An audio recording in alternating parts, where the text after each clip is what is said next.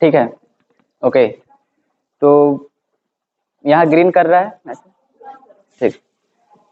तो हम लोग आज देखो जो सर्कुलर रोटेशनल डायनेमिक्स के कुछ पोर्शन बचे हुए हैं रोटेशनल डायनेमिक्स के, वो आप लोग वहीं देख लेंगे 11th बी में, राइट। और जो 11th ए में और 11th बी में जो हम ग्रेविटेशन स्टार्ट करने जा रहे हैं, आप लोग वहां से अच्छे से देख लेंगे, ठीक है। तो ज्यादा टाइम वेस्ट ना किया जाए, जल्दी से फिनिश करना हम लोग को। तो ग्रेविटेशन में सबसे पहले हम लोग बात करते हैं कैसे लोगों के माइंड में आया कि ग्रेविटेशन कोई चीज है, ठीक है, और कैसे उन्होंने डिस्कस करना सीखा। तो सबसे पहले उसका कुछ इंट्रो है ग्रेविटेशन का, ठीक है।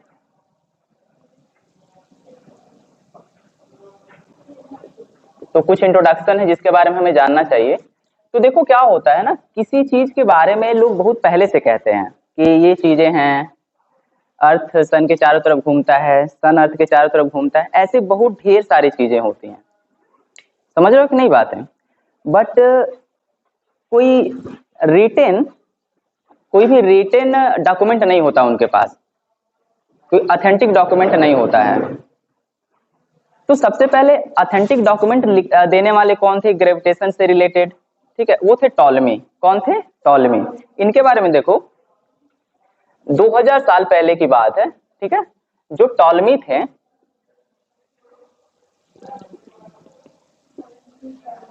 उनका जो रिसर्च पेपर था ना, वो ऑथेंटिक रिसर्च पेपर था। उन्होंने रिटन में कुछ एक्सपेरिमेंट करके किसी चीज के बारे में लिखा था कि अर्थ के चारों तरफ सब कुछ घूमता है। ये 2000 साल पहले की बात है। और किसने दिया था? टॉलमी ने दिया था। और उसके पहले बहुत ढेर सारे साइंटिस्टों ने दिया होगा, बट उनका कोई रिकॉर्ड नहीं है, उनका कोई करेक्ट रिकॉर्ड नहीं है कि क्या ऐसा उन्होंने कहा था कि नहीं कहा था। लेकिन ये जो टॉलमी है उनका एक कंप्लीट रिकॉर्ड है। टॉलमी ने कहा गया था, टॉलमी ने कहा था ये कि जो हमारा अर्थ है, ध्यान से सुनना है ना तो अच्छा लगेगा। जो हमारा अर्थ है, अर्थ वो सेंटर पर है और इसके चारों तरफ सन, प्लेनेट, स्टार, बाकी सारे कुछ इसके चारों तरफ रिवॉल्व करते हैं। सुन लो ध्यान से, अर्थ रुका रहता है और उसके चारों तरफ सन रिवॉल्व करता है, स्टार रिवॉल्व करता है, प्लेनेट रिवॉल्व करता है, ठीक है। ये टॉलमी कहे थे 2000 साल पहले। एक्सपेरिमेंटल फैक्ट था, उन्होंने कुछ ऑब्जर्वेशन निकाला होगा, उससे उन्होंने देख के ये बताया था। समझ में आ रही बात है। उसके बाद ये जब बात हो गई तो एक और साइंटिस्ट है 5 BC में। ये तो पहला इंट्रोडक्शन था, पहला जिन्होंने कोई ऑथेंटिक वर्क किया था, ठीक है। दूसरे साइंटिस्ट 500 BC में आए, 500 BC में, जो हमारे आर्यभट्ट थे, ठीक है। आर्यभट्ट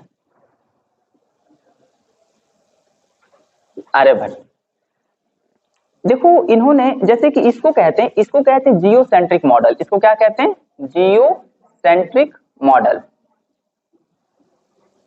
जियोसेंट्रिक मॉडल में ये होता है कि जो अर्थ है, अर्थ वो कहां पे है? सेंटर पे है।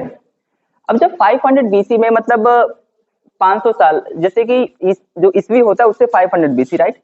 उसमें ये कहा गया था कि आर्यभट्ट ने एक मॉडल दिया था कि हेलियोसेंट्रिक मॉडल।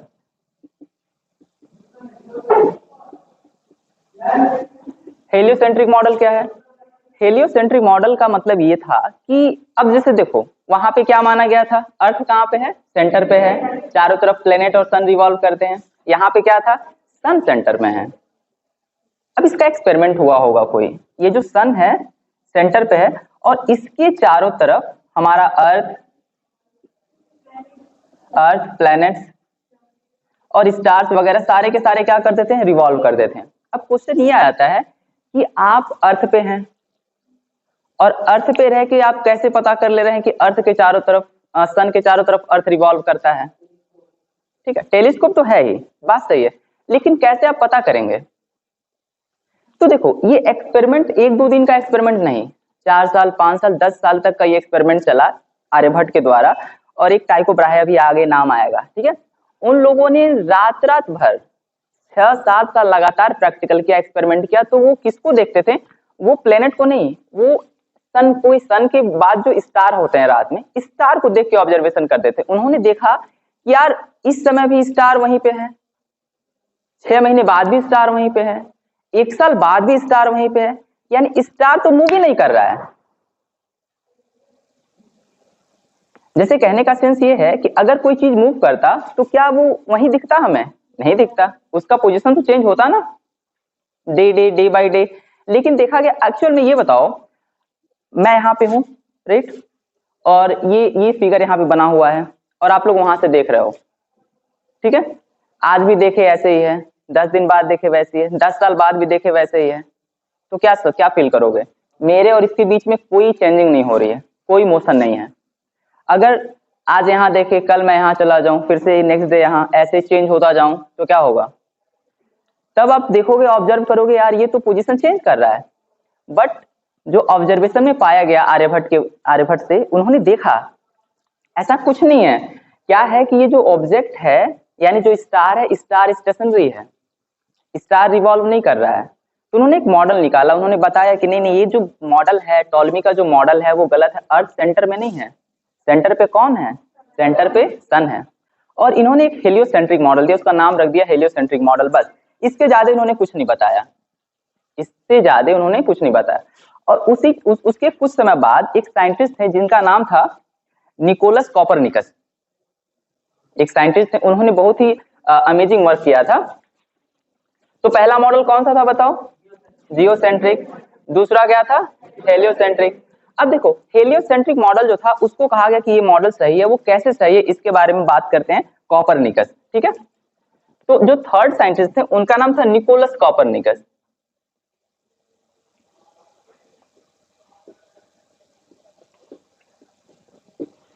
ठीक है। अब देखो क्या है, ये 1473 से 1543 तक, ठीक है। इन्होंने एक्सपेरिमेंट किया आर्यभट्ट की थ्योरी को बेस मानते हुए। इन्होंने बेस किसको माना था? हेलियोसेंट्रिक मॉडल को। हेलियोसेंट्रिक मॉडल को बेस मानते हुए निकोलस कॉपरनिकस ने कई सालों तक प्रैक्टिकल किया। तो बताओ, एक बात सुनो, सुन लो पहले ध्यान से।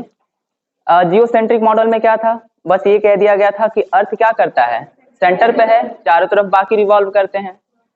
और हेलियोसेंट्रिक मॉडल में ये कह दिया गया कि सन सेंटर में है, इसके चारों तरफ रिवॉल्व करते हैं। क्या इनके पहले किसी ने ऑर्बिट के बारे में बात किया था? नहीं। तो निकोलस कॉपरनिकस ने प्रैक्टिकल किया, डाटा कलेक्ट किया, और डाटा कलेक्ट करने के बाद कहा कि हेलियोसेंट्रिक मॉडल तो सही है, हेलियोसेंट्रिक मॉडल जो तो है वो तो सही है, बट जो सन के चारों तरफ ये जो हमारे प्लेनेट रिवॉल्व करते हैं, इनका जो पाथ है, इनका ये जो रास्ता है, ये जो सन के चारों तरफ रिवॉल्व करने का पाथ है, यानी जो ऑर्बिट है, वो सर्कुलर है। बस। कॉपरनिकस ने क्या ऐड किया था? कॉपरनिकस ने हेलियोसेंट्रिक मॉडल को बेस माना था, और 1847 से 1547 का उनका स्पैम था, लाइफ टाइम। और उन्होंने कहा था कि heliocentric model is correct model. और उन्होंने एक चीज और ऐड कर दिया। क्या ऐड कर दिया? कि जो प्लेनेट हैं वो सन के चारों तरफ किस तरीके से रिवॉल्व करते हैं? सर्कुलर ऑर्बिट में रिवॉल्व करते हैं, ठीक है। अब उसके बाद इनका काम खत्म हो गया। उसके बाद जैसे कि ये जो बात बोले थे ना, इनका बहुत ही ज्यादा सपोर्ट गैलीलियो ने दिया था। ये जो बात बोला गया था कि ऑर्बिटल, जो उनका ऑर्बिट है, प्लेनेट का जो ऑर्बिट है वो सर्कुलर मॉडल, जो सर्कुलर है, इसका सबसे ज्यादा सपोर्ट किया था किसने? गैलीलियो ने किया था। किसने किया था? गैलीलियो ने। गैलीलियो ने किया था।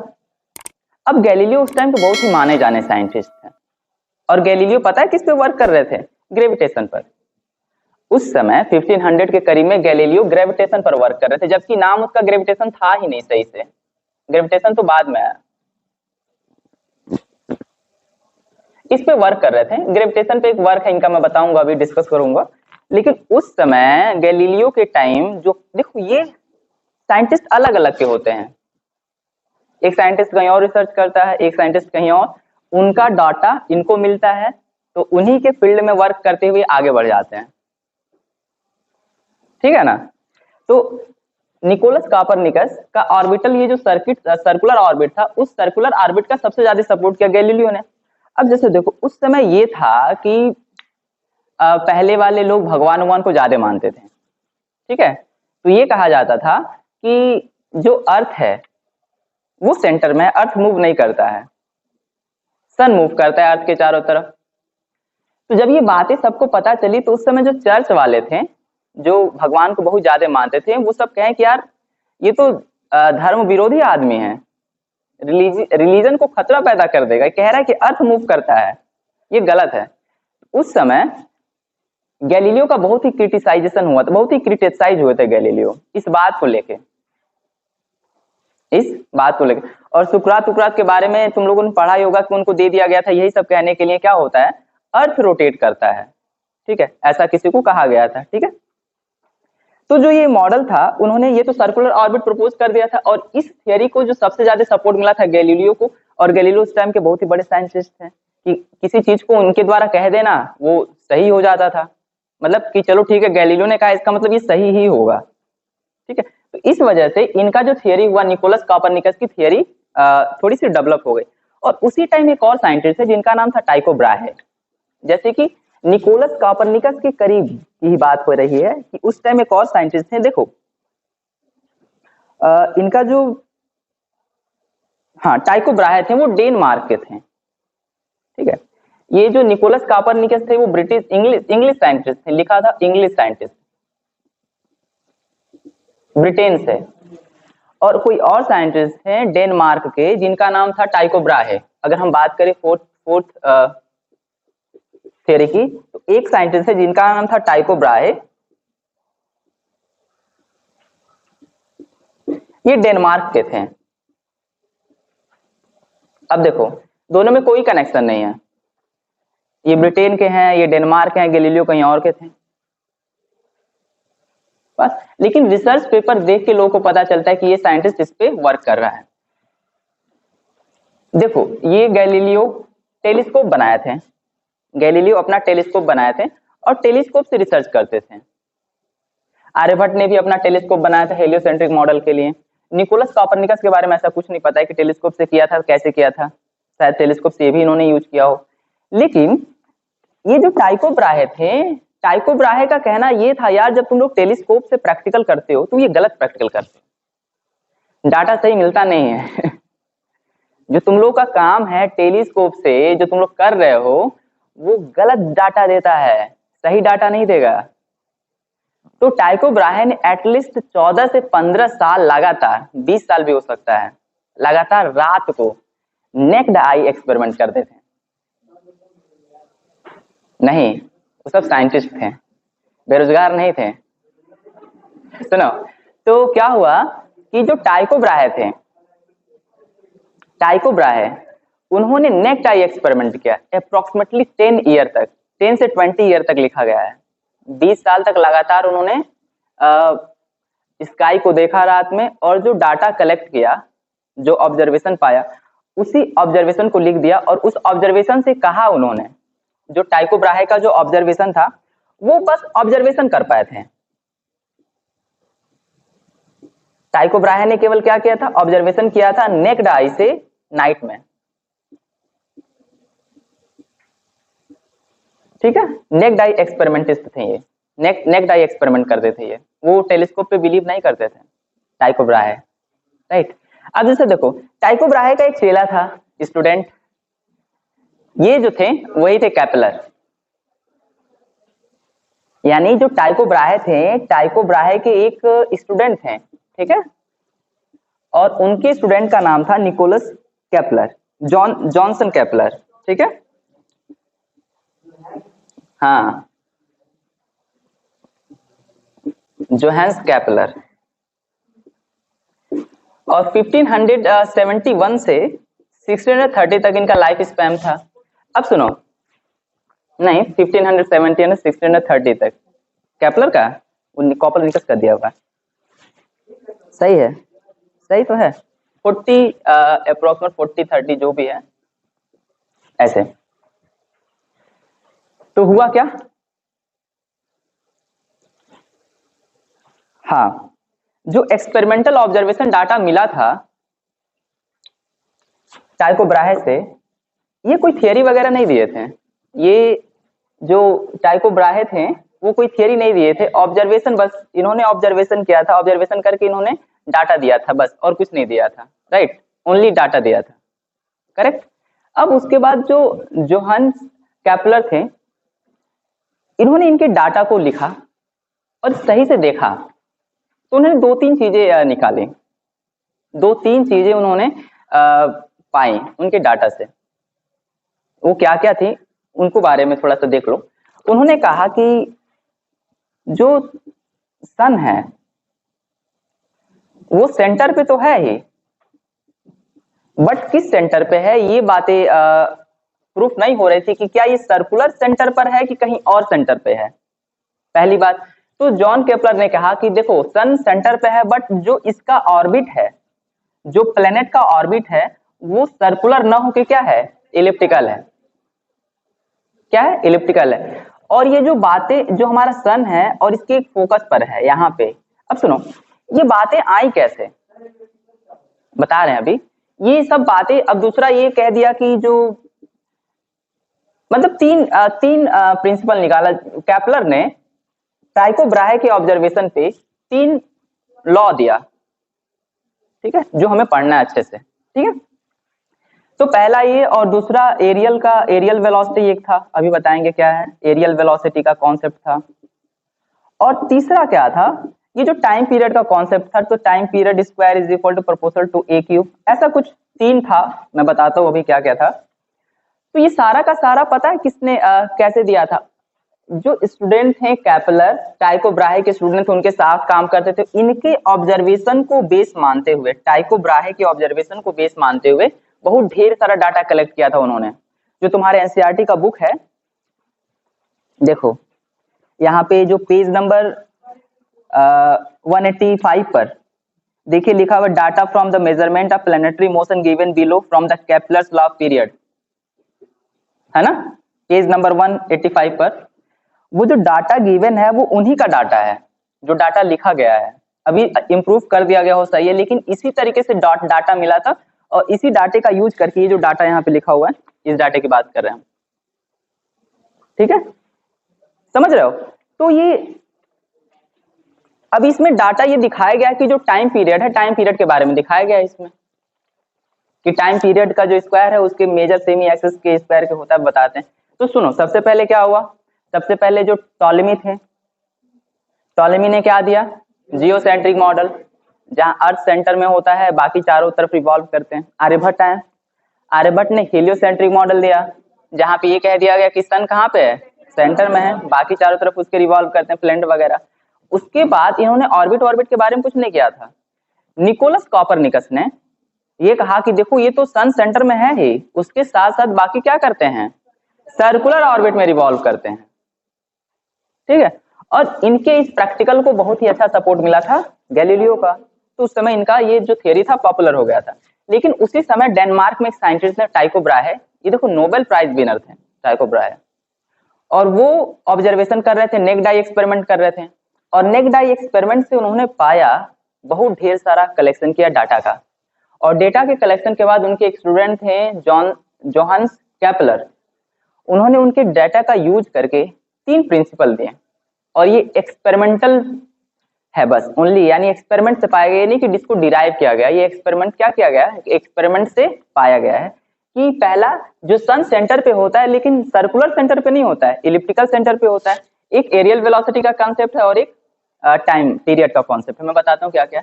उस समय गैलीलियो क्या कर रहे थे, उस समय गैलीलियो जो साइंटिस्ट थे वो कर रहे थे एक प्रैक्टिकल, एक छोटे चीज को और एक भारी चीज को नीचे गिरा रहे थे, और चेक कर रहे थे कि दोनों कब पहुंचते हैं अर्थ पर। तो ये गैलीलियो का एक्सपेरिमेंट था। गैलीलियो ने पहले चेक कर लिया था कि जो अर्थ पे दोनों चीज पहुंचते हैं वो क्या करते हैं, सेम टाइम में पहुंचते हैं, अगर वहां पे रेजिस्टेंस हटा दिया जाए तो, यानी मास का कोई इफेक्ट नहीं होता है, ठीक है, हाँ, वैक्यूम में। तो गैलीलियो इस पे एक्सपेरिमेंट करे थे और बहुत ही फेमस साइंटिस्ट हैं, ठीक है। तो ये था हिस्ट्री, कैसे ये ग्रेविटेशन का आया, और ग्रेविटेशन के कॉन्सेप्ट से कैसे न्यूटन ने इन सब प्रिंसिपल से न्यूटन ने कैसे पाया कि जो हमारा ग्रेविटेशन प्रिंसिपल है वो यही है। ठीक है, तो ये ढेर सारे थे। तो हमें पढ़ना था केपलर प्रिंसिपल ही पढ़ना था, बाकी कुछ नहीं पढ़ना था। ओके,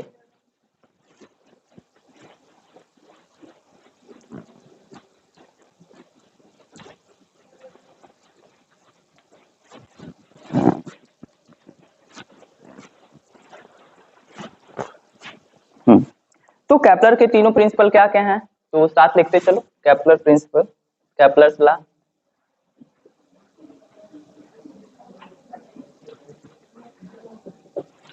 पहला क्या, लॉ ऑफ ऑर्बिट।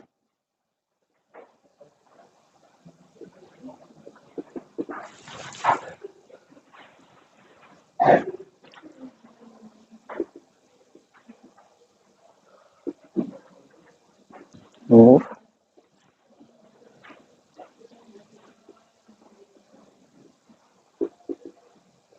elliptical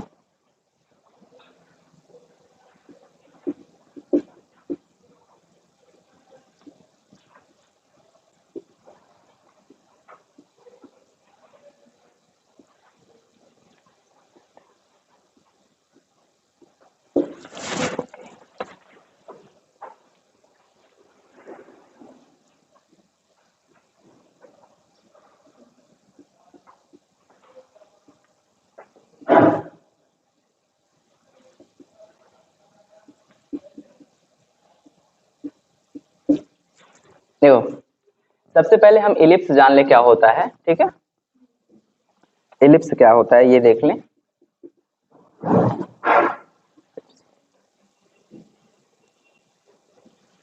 देखो, जैसे एक बताओ, सर्कल क्या होता है? क्या हुआ?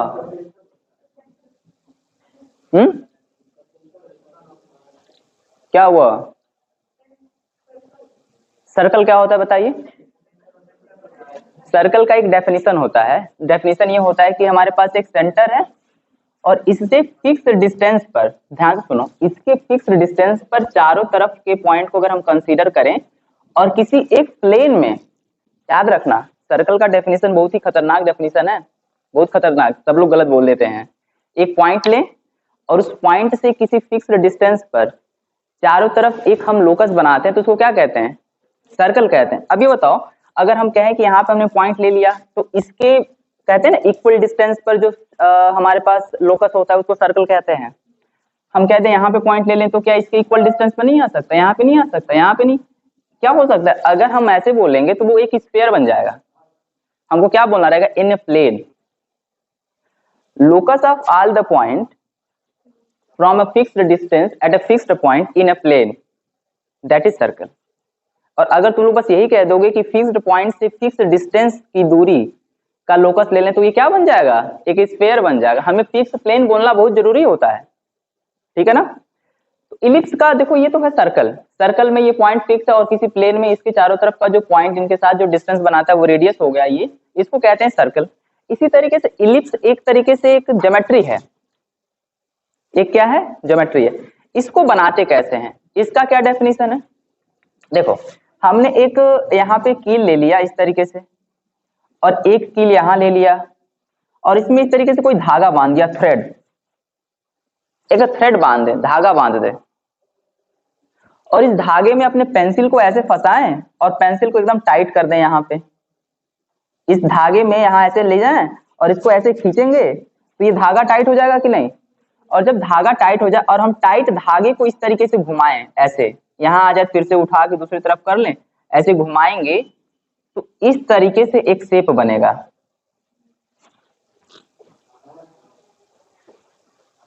तो ये शेप कहलाता है इलिप्स।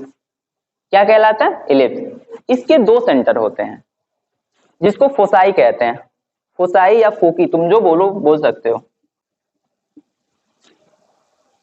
ठीक है। फोकस भी कहते हैं इसको, लेकिन फोसाई कहा जाता है। इसका नाम है S1, इसका नाम है S2। समझ में आ रही बात है? इसको कहते हैं इलिप्स। तो इलिप्स में दो चीजें होती हैं, S1 S2, जिसको कहते हैं फोसाई। अब देखो, इलिप्स इसमें तो एक ही सेंटर है और एक ही रेडियस देख रहे हो। इसमें दो चीजें होती हैं, इसमें दो चीजें होती हैं। क्या होता है? एक, ये देखो, इसको कहते हैं सेमी इसको कहते हैं माइनर एक्सिस, छोटा वाला डिस्टेंस है इससे इसके बीच में, और इसको तब क्या कहेंगे, मेजर एक्सिस। यानी दोनों फोकस को, यानी दोनों फोसाई को मिला के एक लाइन ड्रा करते हैं, उस लाइन को कहा जाता है मेजर एक्सिस। और जो इन दोनों को मिडिल से टच करता है, यानी जो सबसे माइनर होता है उसको कहते हैं माइनर एक्सिस। मेजर एक्सिस को, ये जो मेजर एक्सिस है इसको 2a से रिप्रेजेंट करते हैं। किससे रिप्रेजेंट करते हैं, 2a से। और इससे किसको रिप्रेजेंट करते हैं, नहीं 2b से। किससे रिप्रेजेंट करते हैं, 2b से। ठीक है, जहां हमारा माइनर एक्सिस इसको इंटरसेक्ट करता है मेजर एक्सिस को, ये 2 पार्ट में डिवाइड होता है जिसको कहा जाता है a, और ये माइनर एक्सिस को मेजर एक्सिस 2 पार्ट में डिवाइड करता है, इसको कहा जाता है b। तो ये a और ये a मिलकर कितना हो जाएगा, 2a, और ये b और ये मिलकर कितना हो जाएगा, 2b। ठीक है, हमारे पास सर्कल का एक इक्वेशन होता है X square plus Y square is equal to a square, जबकि ये हमारा सेंटर पे रहेगा। ठीक है, और उसी तरीके से इसका ये जो इलिप्स है, इस इलिप्स का भी इक्वेशन होता है a square upon a square minus y square by b square is equal to 1। यहाँ पे माइनस और प्लस में थोड़ा सा कंफ्यूजन है, आप चेक कर लेंगे। नहीं, ए स्क्वायर बी स्क्वायर देखो दो रेडियस, ए स्क्वायर होगा। इसका जनरल इक्वेशन जो होता है x माइनस एच का whole square plus y minus k का whole square is equal to a square होता है। अगर हम जनरल इक्वेशन लिखे तो ये बात पढ़ने की जरूरत नहीं है तुम लोग को, इसको रहने दो। इलिप्स का इस तरीके से इक्वेशन होता है। यहाँ पे a क्या है बताओ, मेजर एक्सिस, b क्या है, माइनर एक्सिस। तो ये मैथमेटिक्स का पोर्शन है। तो ये होता है हमारे पास इलिप्स, टोटल इलिप्स। ठीक है, अब इलिप्स में ये बताओ, अगर कोई यहां से यहां चलेगा तो एक टाइम पीरियड हो जाएगा कि नहीं। ठीक है, तो सबसे पहले ये सब हमारा मैथमेटिक्स का पोर्शन है, इसको कहते हैं इलिप्स। घर जाके इलिप्स बनाना देखना बनता है कि नहीं। अब जैसे देखो, जो पहला प्रैक्टिकल था इनका law of orbit. Law of orbit क्या था कि पहले उन्होंने कहा, किससे कहा, कैसे कहा, कैसे केपलर ने कह दिया, केपलर ने क्यों कह दिया कि ये ऐसा होता है, बताओ कहां से कहा था,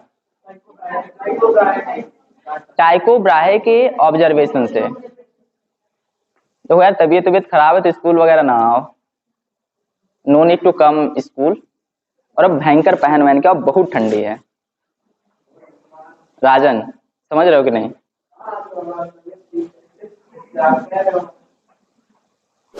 पानी वानी लेके आइए, बहुत ठंडी भी है। लिसन, तो जो ये है हमारे पास, अच्छा तो ये देखिए लॉ ऑफ ऑर्बिट की अगर हम बात करें तो all planets move in the elliptical. अब देखो ये कहां से कहा था इन्होंने, टाइको ब्राहे का जो एक्सपेरिमेंट था, टाइको ब्राहे के ऑब्जर्वेशन से उन्होंने कहा, देखो मरकरी हो गया, वेनस हो गया, अर्थ हो गया, सबका ऑब्जर्वेशन किया उन्होंने और देखा कि सारे के सारे प्लेनेट इलिप्टिकल पाथ पर मूव करते हैं। तो उन्होंने एक रूल दे दिया कि जो सारे के सारे प्लेनेट हैं वो किस पे मूव करते हैं, इलिप्टिकल पे मूव करते हैं। और उन्होंने एक चीज और ऐड किया, उन्होंने कहा कि सन जो इलिप्स होता है, तब उस टाइम इलिप्स का खोज हो चुका था। इलिप्स का मैथमेटिक्स, इलिप्स का जो मैथमेटिक्स है बहुत पहले से है, इलिप्स की जो मैथमेटिक्स है बहुत पहले से है। तो इलिप्स का जो सेंटर है सन, इसके एक फोसाई पे सिचुएटेड है, किसी एक फोसाई पर सिचुएटेड है। ठीक है, सन किसी एक फोसाई पे सिचुएटेड है और सारे प्लेनेट अर्थ को लेके सारे के सारे प्लेनेट किस किस किस ऑर्बिट पे मूव करते हैं, एलिप्टिकल ऑर्बिट में मूव करते हैं। किस में मूव करते हैं, एलिप्टिकल ऑर्बिट पे। और सन कहां पे सिचुएटेड है, एक फोसाई पर सिचुएटेड है। ठीक है, ये उनका पहला पहला पहला लॉ था। दूसरा लॉ क्या था उसको देखते हैं।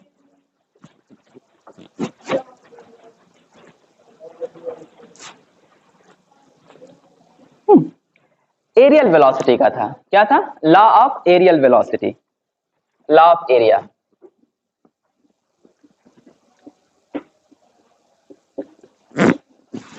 लॉ ऑफ एरिया ये क्या है, इसका क्या मतलब है, देखो ध्यान से बताओ। सन कहां पे सिचुएटेड है, एक फोकस प्लस एक फोसाई पर सिचुएटेड है। ये हमारे पास इलिप्स हो गया और ये हो गया हमारे पास कोई S1, सन यहाँ पे सिचुएटेड है और ये हमारे पास माइनर एक्सिस।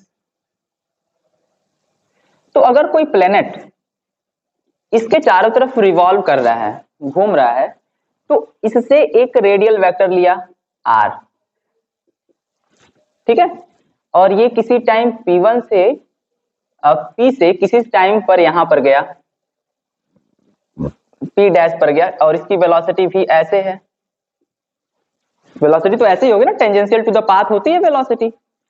एक सिचुएशन ए था P से P डैश तक का, और उन्होंने कहा कि अगर कोई प्लेनेट, यही प्लेनेट यहाँ पे आ जाए पॉइंट Q पर, यानी जैसे देखो ये जो है, ये जो फोसाई से ये प्लेनेट दूर पर है और ये प्लेनेट नजदीक है कि नहीं? ठीक है, अगर यहाँ पर अगर हम इसके रेडियल वेक्टर को ऐसे करें और Q से जितना टाइम डेल्टा टी P से P तक जाने में ले रहा है, सुनो ध्यान से, P से P तक जाने में P से P डैश तक जाने में जितना डेल्टा टी टाइम ले रहा है, उतना ही समय Q से इस पॉइंट पर जाने पे, Q से Q डैश तक जाने में उतना ही समय लेगा, डेल्टा टी उतना ही समय लेगा। और उन्होंने ये कैलकुलेट किया, उन्होंने कहा कि जो एरियल वेलोसिटी देख रहे हैं आप, ये जो एरिया, ये जो रेडियल वेक्टर इसके साथ स्वीप कर रहा है, जैसे ये मान लो कि ये यहाँ से हमने देखा इस रेडियस, इसको, ये इसका रेडियल वेलोसिटी रेडियस है, तो जब ये यहाँ से यहाँ तक जाएगा तो ये एरिया कहाँ से कहाँ तक चलाएगा, यहाँ चला जाएगा। एरिया यहाँ था, एरिया ये जो आर है यहाँ चला गया, तो पहले से कहाँ तक चला गया, यहाँ से यहाँ तक। ये तो एरिया देख रहा हो ना, ये एरिया अगर ये नजदीक रहता यहाँ पे, तो ये वाला आर सेम उतना ही एरिया कवर करता उतने ही टाइम में। यानी जो एरिया स्वीप कर रहा है, कौन एरिया स्वीप कर रहा है? जो रेडियस वेक्टर एरिया स्वीप कर रहा है डेल्टा टी टाइम में, वो क्या कर रहा है? सेम एरिया कवर कर रहा है सेम टाइम में। ये कैसे पता किया था? ये भी उन्होंने ऑब्जर्वेशन से ही पता किया था, लेकिन बाद में इसका प्रूफ भी हो गया। इसमें दो चीजें हैं तुम लोग को जानना चाहिए। तो उन्होंने कहा कि देखो, जो अगर प्लेनेट दूर है, प्लेनेट दूर है तो स्लोअर मूव करता है। क्या करता है? स्लोअर मूव करता है। और जो पास है तो वो फास्ट मूव करता है। क्या करता है? फास्ट मूव करता है, राइट। अब सुनिए क्या हुआ, सुनो, हाँ बोलो। सुनो, अब होता क्या है, ये एक तरीके से तुम लोग एक्सपेरिमेंटली चेक कर सकते हो। जैसे मान लो कोई 60 किमी की स्पीड से मूव कर रहा है, ये फील होता है ऐसा, अभी तुमको फील होगा। अगर मान लो तुम यहाँ, जैसे मैं यहाँ खड़ा हूँ और हमारा रोड है ये बगल वाला, और कोई 60 की स्पीड से जा रहा है बहुत तेज से, 60 नहीं, मान लो 80 की स्पीड से, तो वहां से तुरंत ऐसे तुरंत वहां तक चला जाएगा कि नहीं? और मैं यहाँ पे हूँ और मान लो कि उस रोड पे, हाईवे वाले रोड पे कोई आदमी जा रहा है 80 की स्पीड से दूर, तो लगेगा कि हाँ ठीक है जा रहा है। लेकिन अगर कोई चीज एकदम नजदीक से तेजी से गुजरे तो बहुत तेज लगेगा वो। तो बात समझ में आ रहा है कि नहीं? तो यहाँ पे ऐसा कहा गया कि ये स्लोअर और फास्टर। अच्छा, एक बात और बताना था तुम लोग को, जो तुम लोग को जानना चाहिए। ये जो पॉइंट है, ये जो नजदीक वाला पॉइंट होता है इलिप्स का, ये जो नजदीक वाला पॉइंट होता है उसको कहते हैं पेरीहेलियन। क्या कहते हैं? पेरीहेलियन। और इसको कहा जाता है एपहेलियन।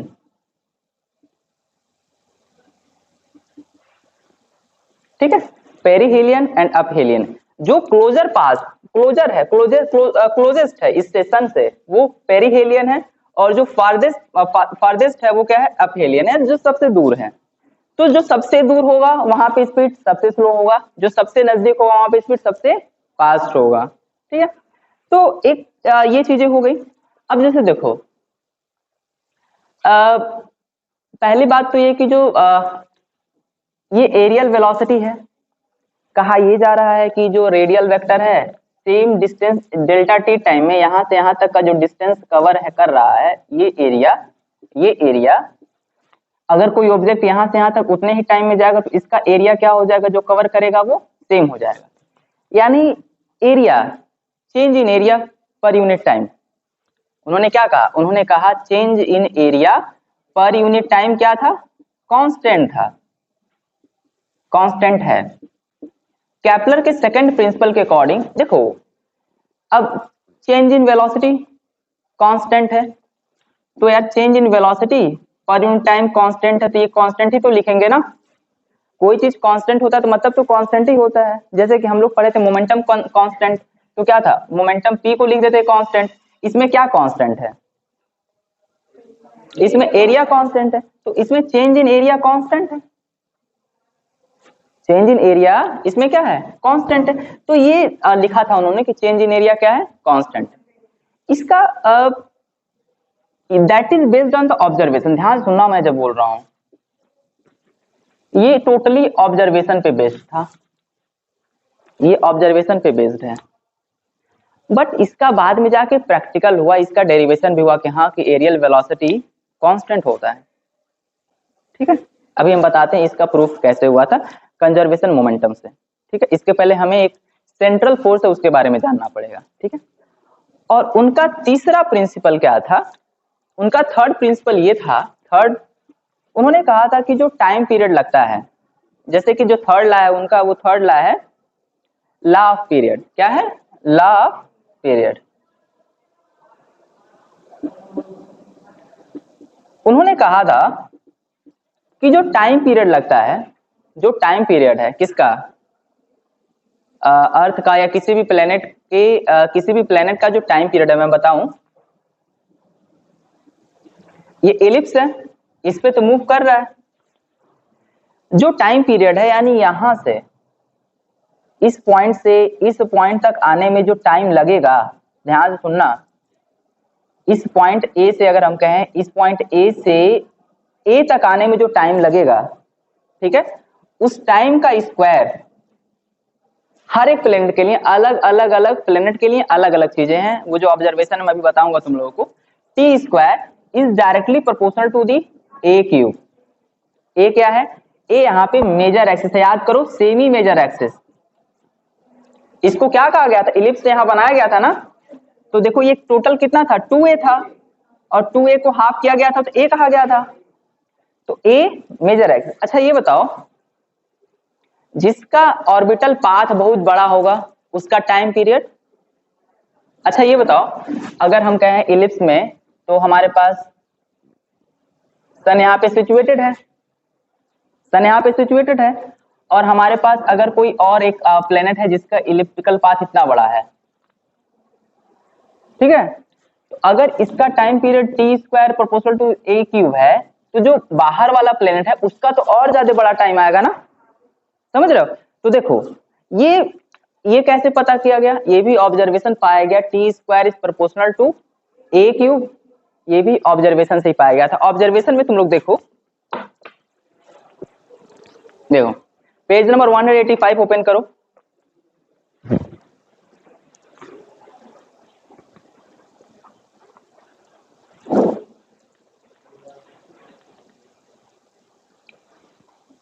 देखो यहाँ पे देखो लिखा हुआ प्लेनेट मरकरी लिखा हुआ है, ए लिखा हुआ है, ए मतलब क्या हो गया, सेमी मेजर एक्सिस, ये वाला डिस्टेंस, ये ए मरकरी का, ए कितना दिया हुआ है 5.79, ठीक है। और उसके बाद देखो semi major axis 10 to the power 10 metre उसमें छुपा हुआ है, वो ऐड मतलब देखो लिखा हुआ है semi major axis in unit of 10 to the power 10 metre, यानी इसके साथ 10 टू द पावर 10 मीटर लगा हुआ है। अब उसके साथ साथ लिखा है टाइम पीरियड, देखो टी, देख रहे हो टी, ठीक है, बस आ रहे हैं 1 मिनट, टी क्लास लेंगे, ठीक ठीक ठीक ठीक। तो देखो इधर t square is equal to, तो देखो यहाँ पे सेमी मेजर एक्सिस इतना है, और जो टाइम पीरियड है तुम्हारा, टाइम पीरियड टी देखो लिखा हुआ है 0.24, क्या लिखा हुआ है, और वो है लाइट ईयर में, ईयर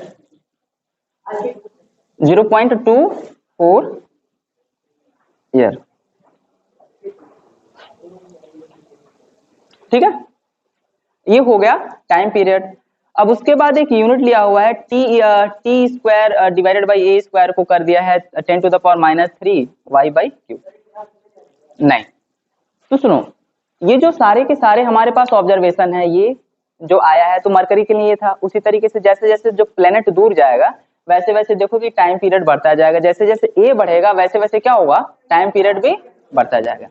तो ये सारे के सारे ऑब्जर्वेशन, पहला ये यानी जो इलिप्टिकल पाथ पर मूव करता है, दूसरा रेडियल ऑब्जर्वेशन था रेडियल वेलोसिटी का, तीसरा टाइम पीरियड का, सारा का सारा जो थियरी है, जो लॉ है, वो किस पे डिपेंड कर रहा है, इनके ऑब्जर्वेशन पे। अभी कोई फिजिक्स, अभी कोई वो नहीं है कि भाई एक मतलब कोई बेसिक फिजिक्स नहीं लगा के निकाल दिया, ऐसा कुछ नहीं है। अब इसको प्रूफ किया जाएगा कुछ बेसिक फिजिक्स से। ठीक है, तो ये लिख लीजिए, बाकी कल स्टडी करते हैं।